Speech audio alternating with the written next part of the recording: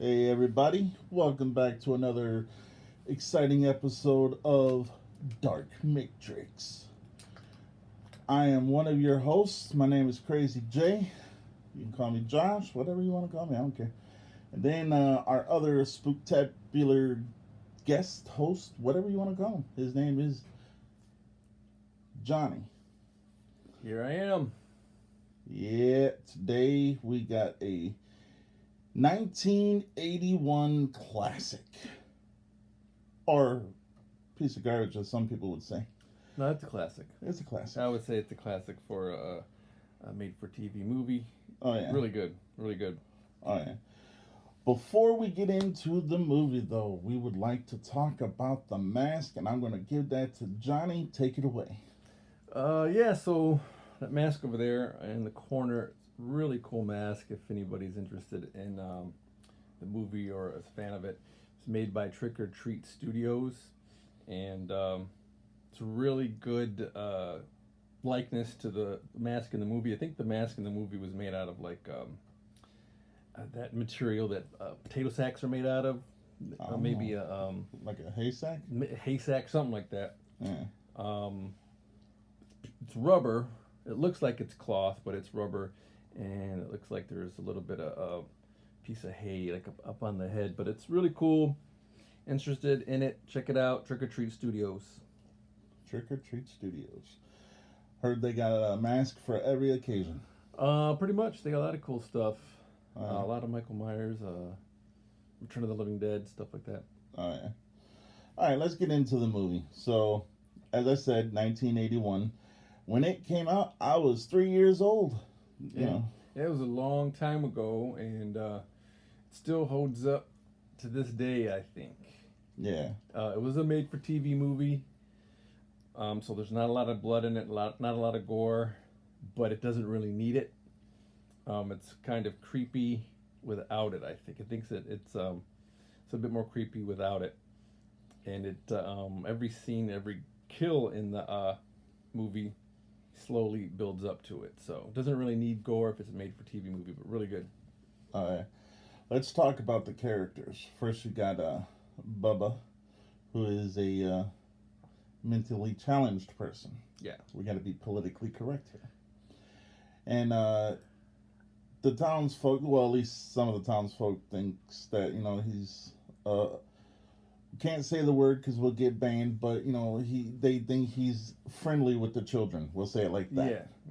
Yeah. But yeah, he's friends with a little girl named Mary Lee. Mary Lee. Yep. And so the movie begins with them hanging out in the cornfield.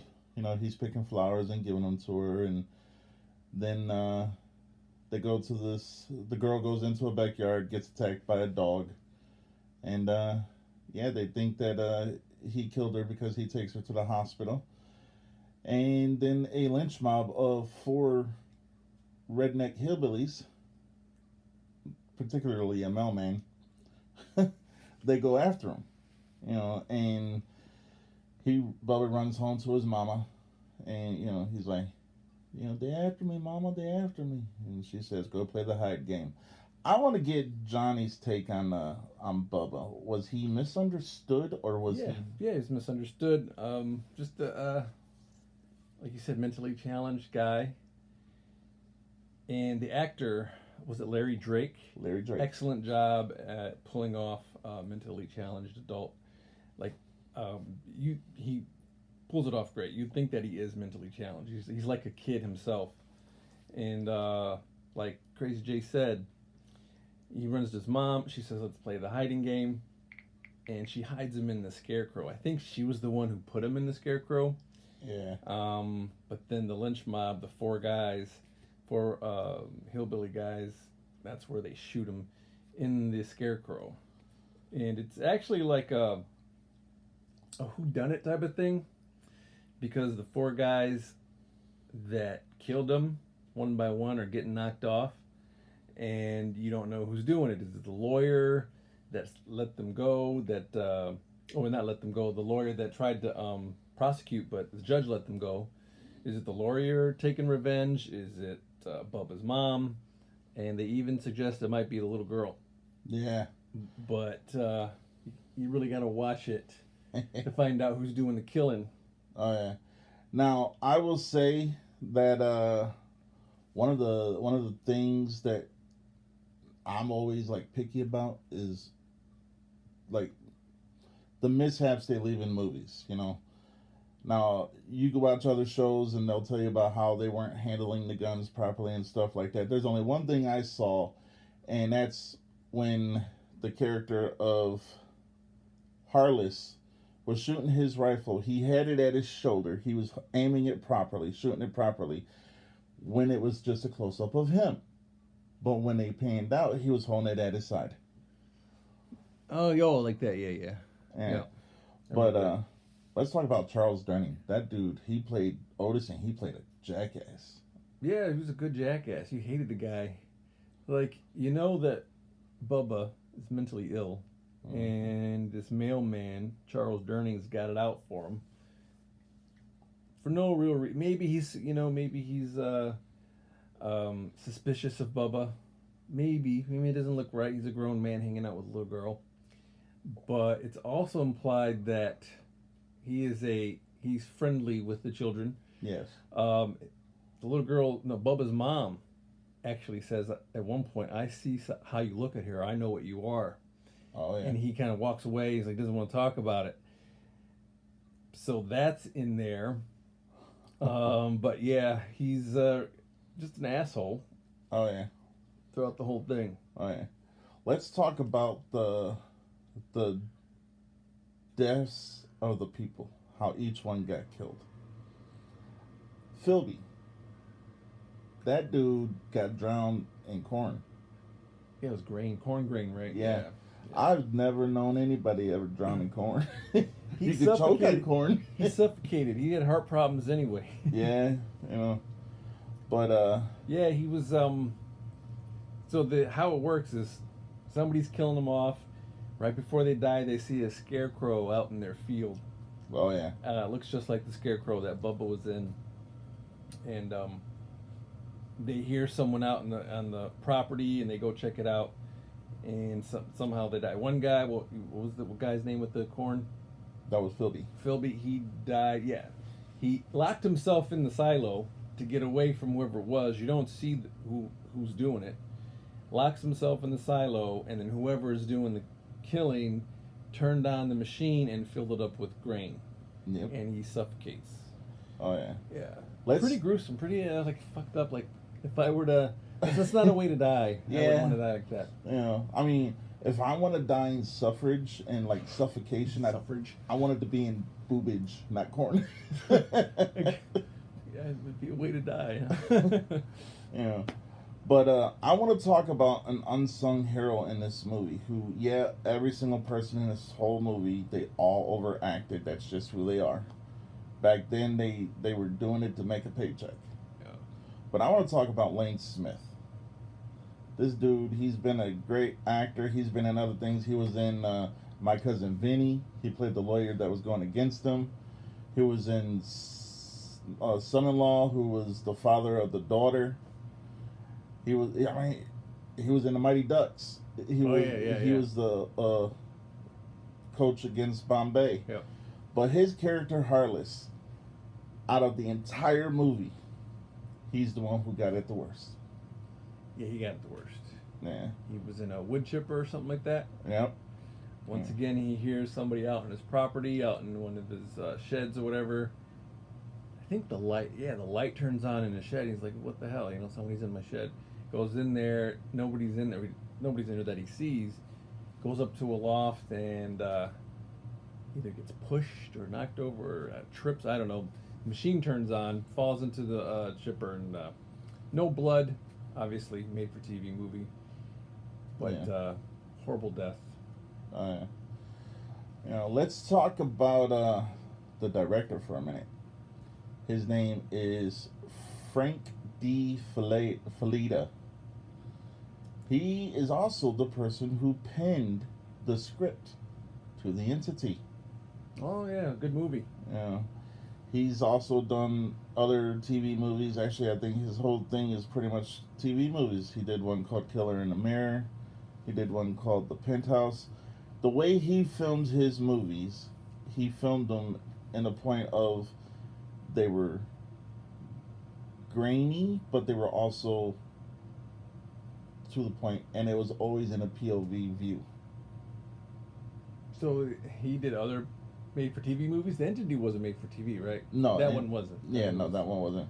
The Penthouse was, and Killer in the Mirror was, and then he did a miniseries, which is that I can't say. I mean, I don't even know what that is. Miniseries.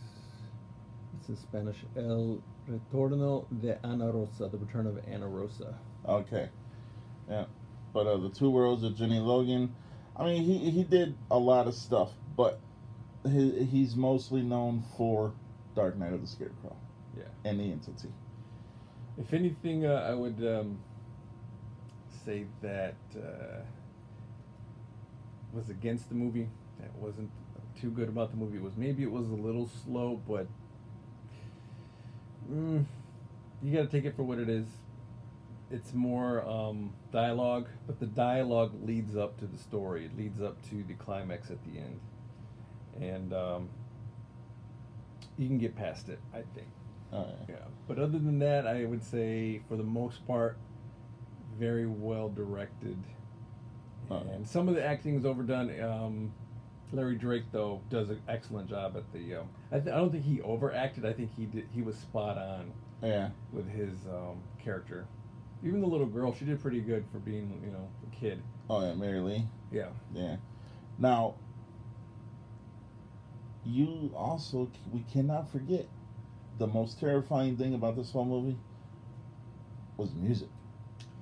Yeah, the music is creepy. It's very subtle, and it kind of highlights the fact that you don't see who's doing the killing till the end. Oh yeah. And just it's every scene, every killing scene, or just the even some of the dialogue between Mary Lee and Bubba's mom, talking about Bubba, knowing that he's dead, or is he dead? Like, is he dead? Is it his ghost? Is it a zombie? Like, what is it? But the music that's in the dialogue makes the dialogue creepy. Oh yeah. I would say out of a 1981 movie, granted I was only 3 when it first came out, but I saw it, growing up a couple times. Then I revisited it as an adult. I will agree with Johnny that it does hold up. Now there's people out there, and I'm not going to name names, but there's people out there who will trash can this movie and say it's garbage. But everyone's taste varies. Yeah. And the thing about this movie is if you can take a 1981 movie that has very little blood, next to none, has overacting from almost everybody, but yet still has a great cast, has great music, builds great tension, and the reveal at the end, which you kind of got the little subtle hints throughout the movie, but the reveal at the end that it was the Scarecrow. If you put that against movies nowadays, I'm going to tend to go with the 1981 movies because back then they used practical effects. I'm all about practical effects. Yeah. It was just a scarecrow costume. Yeah. And right there you can see the mask. That's basically what it looked like. It was like you said, it was the Scarecrow who did the killing. So spoiler alert. Super spoiler alert. Bubba was getting revenge. Mm-hmm. Or was some kind of demon pretending to be Bubba. I don't know. Yeah. But it's the damn Scarecrow. Oh, yeah. Now, it did spawn a sequel. Yeah, I didn't see the sequel. Heard it was not good. The sequel was, I'll just say I this. didn't see it, so I'm just what I actually did see the sequel, and I remember seeing it at least once. I'm going to say that, skip the sequel, Okay. But, on with my rating of a 1 through 10. Everyone knows that I love gore. I'm a big fan of blood and guts and all that other stuff, but I'm going to actually rate this movie an 8. I'd give it a 9. And I'm not huge on the gore. I can take it. I don't need it is if the movie's done right. Yeah. If it's a slasher, Jason type movie, of course you're gonna that's part of it. Gore is a part of it. Oh yeah. But this is not that. It's more of a whodunit kind of thing. Like I said, Yeah. Creepier than gorier. Oh yeah. Yeah. For those who are watching, we got about 4 minutes left. For those who are watching, please like the video. It helps the Algorithm. Comment, like, subscribe. Even if you don't like us, you can tell us, hey, you suck, whatever. Just as long as you're being honest with us, we're always going to be honest with you. Actually, we're always going to be honest anyway, because that's just who we are. That's the deal. But you can reach out to me on social media through NC17 with Crazy J on Facebook, on TikTok, Instagram, and Twitter. Do you have any social medias they can reach you out? Not No, yet. not yet. Not yet. All right. So if you need to get a hold of Johnny, reach out to me. If you want us to review a movie or talk about something dark, or if you even want to just tell us a story or have us share your story about a haunting or something like that you have experienced in your life, send us messages, send us likes. Anything dark, anything kind of creepy. It could be anything related to cryptids, UFOs, paranormal, supernatural, and horror movies. Oh yeah. Just anything kind of in that vein. Oh yeah. Now, since it is the end of the year, I will say Happy New Year, because by the time we come back, it will be the new year. Stay safe. If you're going to have alcoholic beverages on Saturday, please make sure that you're doing it safely. Even though we like horror, we still care about the safety. Got it. And I will say this in closing. It's been a good show. We have tons more in store for you guys. And we plan on coming to showing new videos as often as we can. Almost said something that sounded extremely nasty. My fault. But we plan on bringing you guys entertainment as often as we can. Can't say every week, but it will definitely be as often as we can. And please, like I said, subscribe, like, hit that thumbs up. Even if you don't like us, you can message and say, hey, whatever. Just please let us know what you would like for us to do and what we would like. Any requests, let us know. Yes. Because at the end of the day, we got to look at it like this. The horror genre is one of the best genres, and it doesn't get enough light shown on it because there's a lot more people that don't like horror than there is who love horror. So in going, I'm going to say later, be good, don't do anything I wouldn't do. Johnny? All right, guys. You guys take care. All right, later.